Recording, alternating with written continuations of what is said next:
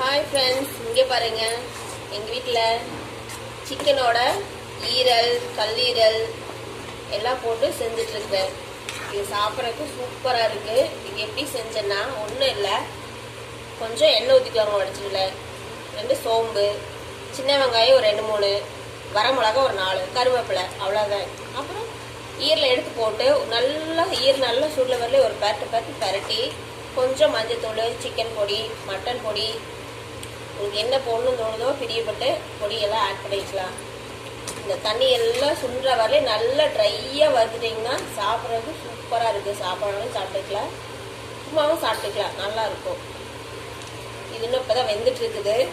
வெந்ததுக்கப்புறம் நான் உங்களுக்கு காமிக்கிறேன் பாருங்க. அப்படியே பார்த்தீங்கன்னா கொஞ்சம் தண்ணியாக தலை இப்போ நல்லா வெந்து ட்ரையாக வந்துருச்சு. இந்த சமையும் போது வேணா சாப்பாடுக்குன்னா இப்படி நிறுத்திக்கலாம், இல்லை வெறும்னா சாப்பிட்ணுன்னா இன்னும் கொஞ்சம் வேணால் தண்ணியை வற்ற விட்டு சாப்பிட்டா இன்னும் ட்ரையாக இருக்கும், நல்லாயிருக்கும்.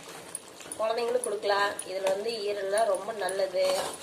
காரெல்லாம் லைட்டாக சேர்த்துக்கலாம்னா குழந்தைங்க விருப்பப்பட்டு சாப்பிடுவாங்க. நீங்கள் இதே மாதிரி செஞ்சு சாப்பிடுங்க. பாய்.